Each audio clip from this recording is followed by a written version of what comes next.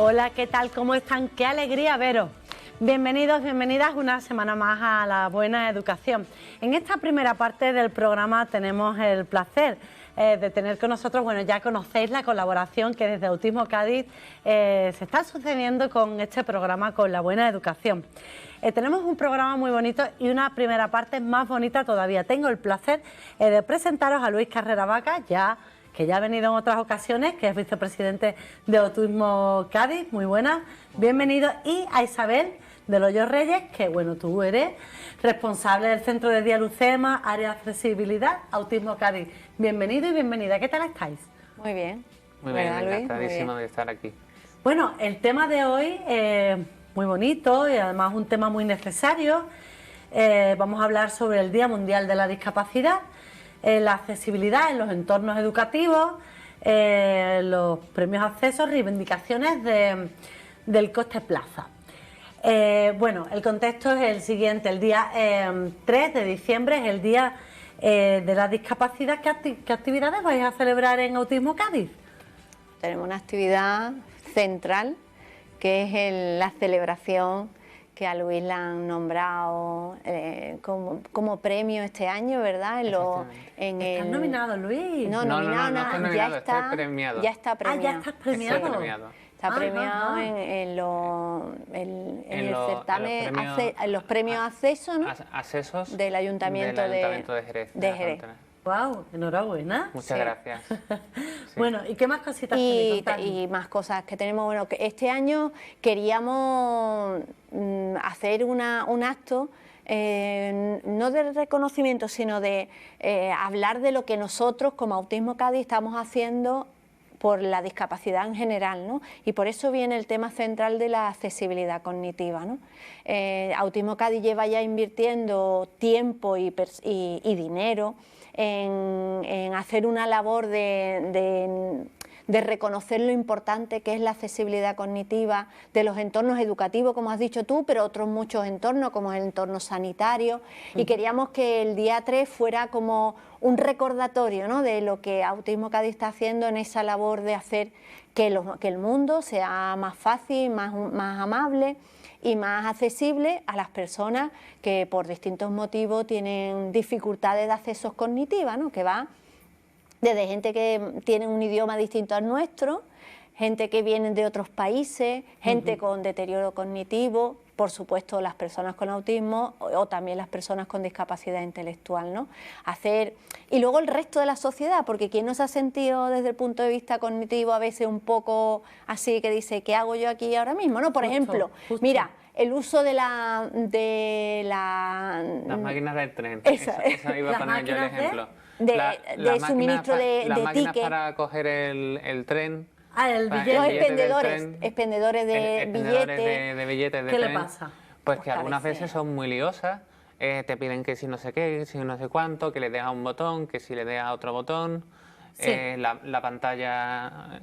Entonces nosotros exigimos que ese tipo de... O sea, que ese tipo de paneles o de informaciones y demás pues sean accesibles para todas las personas, claro, ¿no? que sea más fácil, ¿no? Porque es un derecho todo. Exacto. Pues es el gran principio de la accesibilidad cognitiva, que nadie se sienta fuera, que todo el mundo pueda participar sin que tenga que tener otra persona al lado que le ayude. Y aparte es que una se siente mal, como bien decías, ¿no? A quien no le ha pasado que... Yo recuerdo un simple billete, ¿no?, que a veces se pone todo muy complicado. O para pagar en zona azul. Justo. Ese es el gran ejemplo que pongo yo. No veáis la que hay que liar para pagar en zona azul. Sí, yo no sé si a vosotros y vosotras os ha pasado. A mí me ha pasado. Nosotras... Además te piden te piden la matrícula del coche y yo no me la sé. Después de 200.000 años. Fotografía de perro rosa. Bueno, pues ese tipo de situaciones que quien la diseña probablemente no se pone en el sitio de las personas que tienen dificultades cognitivas, ¿no? Pues desde una expendedora de billetes, comprar, y al cine ahora que tú tienes que sacar el ticket en una máquina también expendedora, todo eso, si no hay una visión de simplicidad, ¿no?, hace que mucha gente se quede fuera. Y hay mucha gente que se quedan fuera literalmente. O sea, el decir, a mí esto me supone un problema, y a pedir cita al médico me supone un problema, y al colegio y saber dónde tengo que ir y con quién tengo que estar me supone un problema, y eso hace que te vas retrayendo y cada día te vas aislando más. Y sin participación no hay democracia, ¿eh? Entonces, es fundamental, no estamos hablando de una tontería de poner pistos ni imágenes, sino es que si tú no tienes acceso a la información no puedes participar, y sin participar eres ya un ciudadano de segunda. ¿Qué se quiere visibilizar entonces en este Día de la Discapacidad? El trabajo que ha hecho Autismo Cádiz en facilitar los entornos a la ciudadanía. ¿Cómo lo habéis hecho? Pues lo hemos hecho por convencimiento, porque creíamos que era importante, porque lo dice nuestra misión, ¿no? Nuestra misión dice que tenemos que conseguir que nuestra gente sean ciudadanos de primera y que además utilicen las instalaciones que utilizan el resto de los ciudadanos, ¿no? Y por ese mandato que tenemos de nuestra misión, porque no lo creemos y porque además pensamos que están en su derecho. Por eso Autismo Cádiz desde el año 2015, a raíz también vinculado con la estrategia de los TEA, ¿no?, a nivel nacional, que había uno de los principios que era la accesibilidad universal, ahí tomamos conciencia y dijimos, este es nuestro trabajo. Claro, y sobre todo en áreas cercanas a, bueno, áreas educativas y sanitarias, ¿no? Porque, ¿qué habéis observado? Que bueno, que no se facilita, que es complicado. Para hacer esto habréis observado... Claro, antes lo estábamos hablando, ¿verdad? Sí. Porque decíamos, ¿por qué educación y por qué salud? Pues sí, lo primero, porque son derechos objetivos. Son derechos, efectivamente, que los ciudadanos y las ciudadanas tenemos derecho por sí mismos, o sea, no hay que hacer nada, no hay que tener discapacidad, sino son situaciones, derechos reales, ¿no? Un niño o una niña tiene derecho objetivo a ir al colegio, igual que el sistema sanitario. Todos los que en Andalucía, todos tenemos derecho a una salud pública, ¿no?, una sanidad pública. Por eso nos centramos en esos dos ámbitos. Luego porque encontramos gente en esos ámbitos que nos respondieron, ¿eh? Ah, sí. Hombre, eso es así, Macarena. Como tú no encuentres la otra parte que ve lo mismo que tú, no hay recorrido, ¿no? Entonces, tanto en educación, gracias al grupo específico de autismo, que está ahora mismo liderado por David Ruth, y en salud, gracias a Manuela Lacida, que es la responsable de participación ciudadana de Bahía de Cádiz y Las Andas, fueron nuestro punto receptivo y que pensaban lo mismo, ¿no? Y gracias a esas personas, todos trabajadores trabajan en la administración pública, nos abrieron las puertas para este trabajo. Mucho trabajo nos han dado, ¿eh? No te creas que... Muchísimo trabajo. Estas cosas me Hombre, que contar. mira, porque por un lado es trabajo que no hay manera de conseguir que te lo financie nadie, porque como es administración pública y derechos básicos, Claro. es muy difícil. Es complicado. Y segundo, porque una vez que abres la puerta, ves tantas necesidades que te van planteando más, te van planteando más, te van planteando más, y dices, claro, no, pero es un ámbito muy bonito, ¿verdad, Luis? Sí. Luis, que precisamente ha trabajado sobre todo en el tema sanitario. ¿Tú cómo ves esto? Yo he trabajado, haciendo pictogramas, evaluando entornos sanitarios, no solo sanitarios, también educativos, y la verdad es que es un trabajo muy bonito porque lo que estás haciendo es ayudar a personas como tú, ¿no? Claro. En mi situación, ¿no? Uh-huh. Y cuando tú has hecho esos pictogramas y se los has enseñado a otras personas, ¿qué tal? Bueno, hay algunas veces que me he encontrado esos pictogramas luego puestos en centros escolares y demás, sí. Y la verdad es que me he sentido muy contento de ver mi trabajo ahí puesto, ¿no? Es un trabajo muy importante, porque que tú hagas eso para otras personas, que además tú sabes cómo hacerlo específicamente. Esa labor es, Luis, tan importante, ayudar a otras personas, porque los entiendes perfectamente, o sea, sabes dónde están los fallos que hay en el sistema. Y claro, la pregunta sería, ¿en qué consiste exactamente hacer accesibles estos entornos? ¿Qué hay que hacer? Pues primero, hacer accesible un entorno necesita primero un análisis de ese entorno donde se vean los puntos negros, los puntos críticos y los cambios que hay que acometer, ¿no? Muchas veces es de ordenar simplemente. Claro. Tú llegas y dices, pues para que sea claro, en esta zona hay que poner la información, aquí debería estar, es ordenar, simplemente es un entorno físico y hay que ordenarlo. Otras veces hay que ordenar y clarificar el uso de esos entornos. Cosas tan sencillas como que cuando alguien entra sepa a quién se tiene que dirigir. ¿No te ha pasado a ti muchas veces eso, que entra en un sitio y pregunta a la gente que está esperando porque no hay ninguna indicación que te diga vete a... Eso como... Exacto, ¿no? Y entonces ahí se convierte en lo que llamamos experto por experiencia, ¿no? El que está allí es más experto que tú y tú te sientes con, dice, oye, aquí que hay pedicita, tenemos que... Y hay alguien que te lo dice, ¿no? Pues lo primero es eso, que tú entres y sepa, que te den las indicaciones de cómo se usa esa instalación, cómo se solicita cita, dónde tienes que ir cuando te van a hacer una prueba o cuando quieres ir al cuarto de baño, ¿no? Cosas así tan sencillas.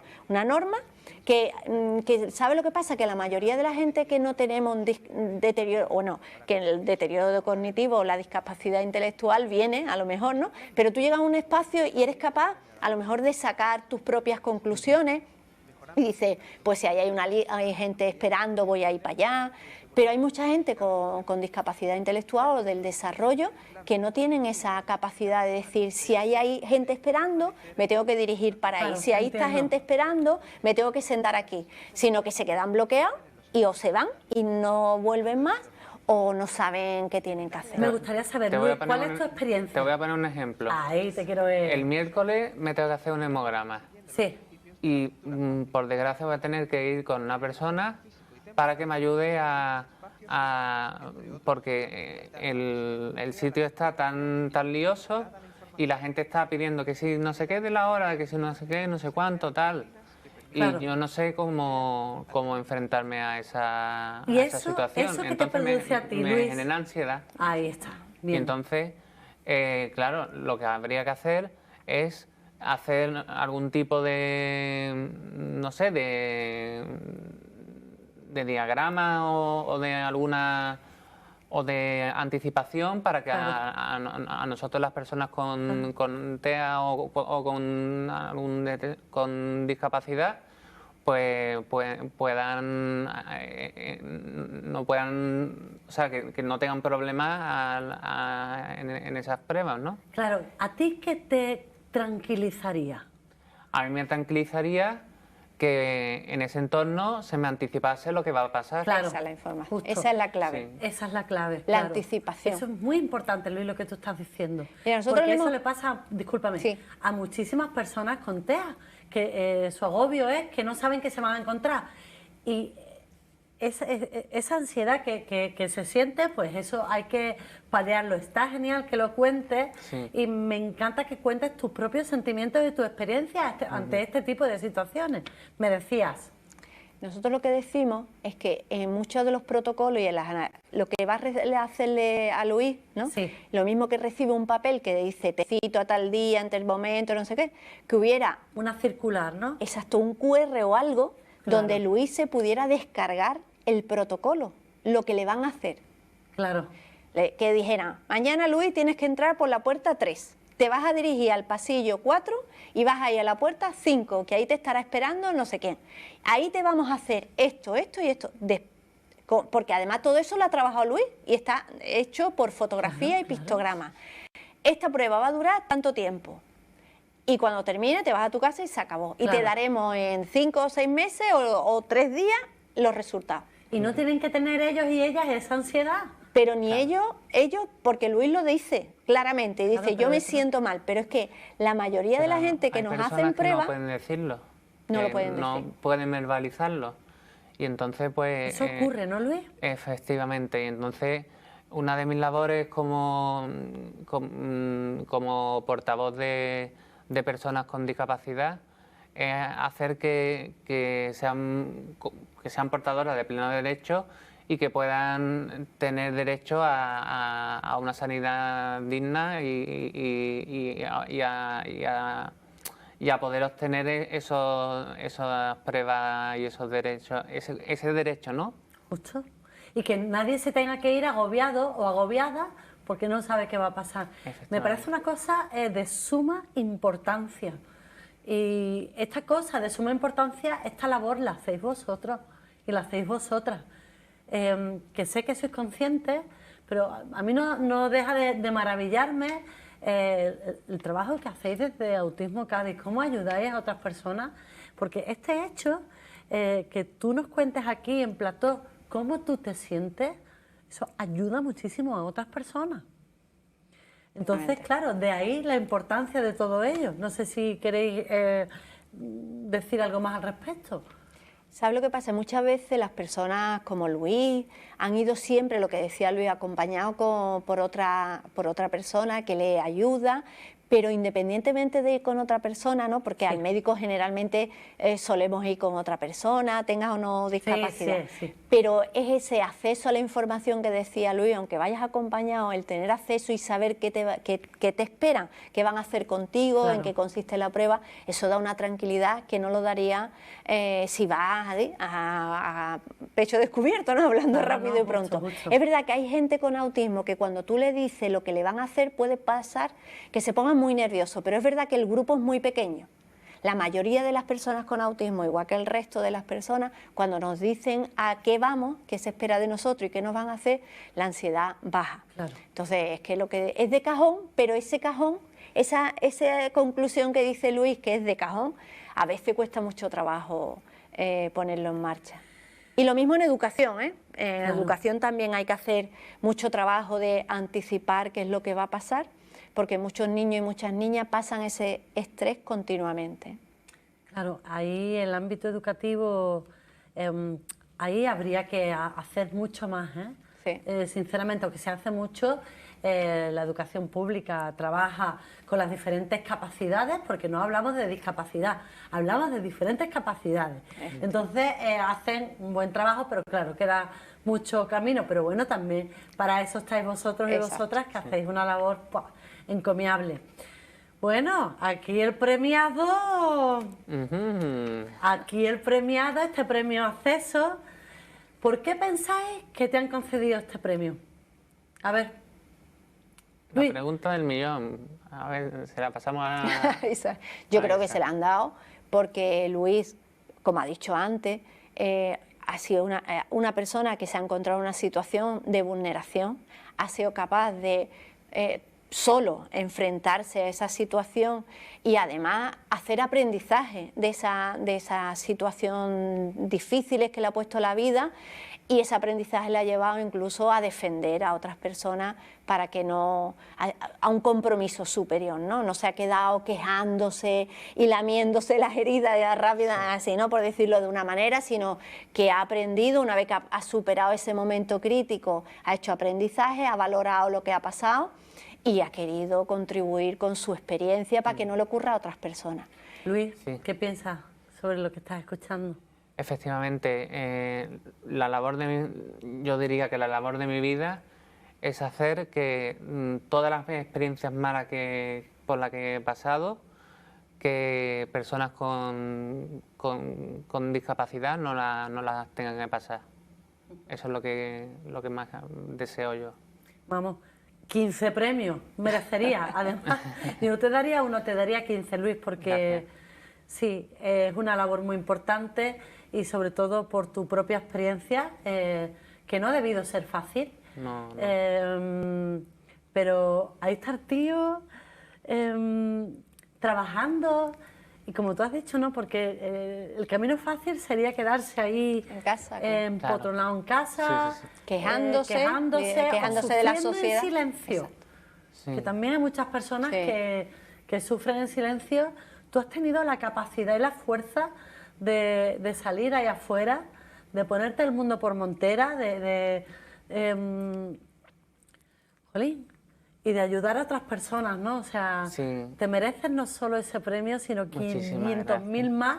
De verdad, te damos desde aquí la enhorabuena y nos sentimos orgullosísimas que te hayan dado este premio. Muchas gracias. Bueno, y no sigo porque es que hasta me emociono, ¿eh?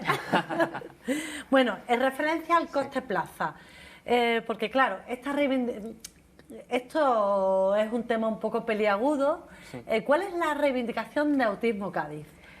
Bueno, ya sabes que todo se ha llegado a un acuerdo en cuanto a la subida de precio de coste plaza. Sí, sí. En principio el 3 de diciembre se había planteado como un día de reivindicación y de denuncia, Claro. pero ha habido un acuerdo y entonces ahora se va a convertir en el día de la firma oficial de esa situación. Nuestra reivindicación, que creo que no somos los únicos, es que mientras la vida ha ido creciendo y el coste de la vida ha ido subiendo, los costes de plaza que estábamos sujetos por ser servicios concertados en la cartera de servicios de atención a la dependencia no ha ido subiendo, se han congelado, ¿no?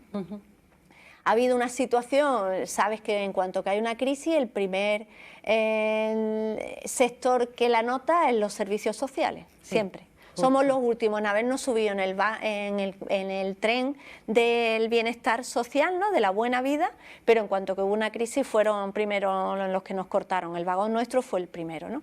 Y desde la gran crisis nosotros no hemos tenido ese incremento en los costes, ni siquiera de los propios servicios, pero tampoco de los profesionales, ni los trabajadores y trabajadoras. El sueldo es muy bajo, con unos costes, vamos, cuando se aprobó lo del el sueldo mínimo de 1.000 euros, ¿no? Dijimos, bueno, pues mira, hay gente que va a estabilizar 1.000 euros al mes.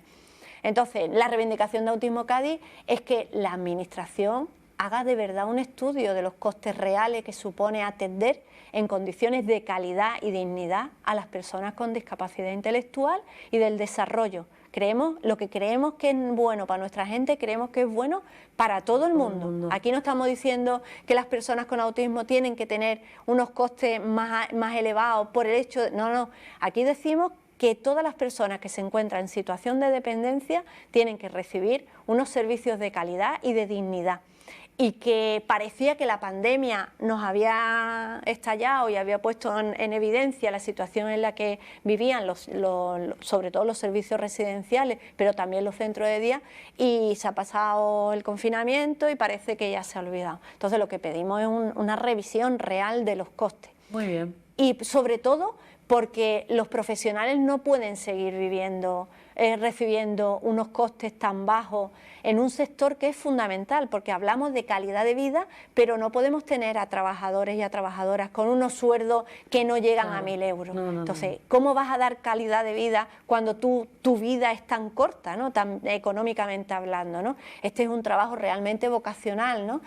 Trabajar con personas en situación de dependencia, no solamente lo haces por el dinero, también por tu vocación, pero es verdad que la vida te exige tener un sueldo digno. Y entonces los sueldos han ido, vamos, de hecho nosotros se congeló la antigüedad y ya da igual los años que tú vivas, sigue igual. Los sueldos igual. Igual, se han mantenido, ¿no? Y entonces ahora había ya una revisión del convenio de los trabajadores y de las trabajadoras, porque ya en el año 2020 caducaba, se acababa, y había, bueno, que entre los distintos complementos que hay y las situaciones, la subida más o menos en media, porque dependiendo de la categoría profesional, estaba previsto una subida de un 8%, porque llevamos muchos años con los sueldos congelados. Pero claro, cuando la subida de los costes plaza no llega ni a la mitad, bueno, ni a la tercera parte de los costes, dice tú, esto no hay manera de mantener este sistema, ¿no?, a base del dinero que buscan las organizaciones y de los costes bajos, de los sueldos bajos de los profesionales. Entonces hubo un momento de decir, se acabó, este sistema no se puede mantener, y entonces por eso hubo las movilizaciones. En principio eran paros de 5 minutos en las puertas de los centros, y ya luego estaban previstas manifestaciones y concentraciones en Sevilla. Afortunadamente ha habido una revisión de los costes y entonces se van a comprometer a una subida del 6,6% el año 2020 y un 2% más revisable como mínimo en el año 2023. Bueno, pues nos congratulamos de este hecho, que nos parece justo, justísimo. Bueno, nos quedamos sin tiempo. Como siempre. Ya sabéis cómo es la tele. Sí. Isabel, Luis, Isabel, de veras y de corazón, ha sido un placer teneros en plató. Muchísimas gracias, Autismo Cádiz. Luis, enhorabuena. Gracias. Muchísimas gracias por lo que haces cada día. De verdad, estamos súper orgullosas de ti y de lo que hacéis todos y todas en la Asociación Autismo Cádiz. Muchísimas gracias. Muchas gracias, Macarena. Muchísimas gracias. Bueno, pues nosotros hacemos una pequeña pausa publicitaria, pero no se me vayan porque tenemos cositas muy chulas en la segunda parte del programa.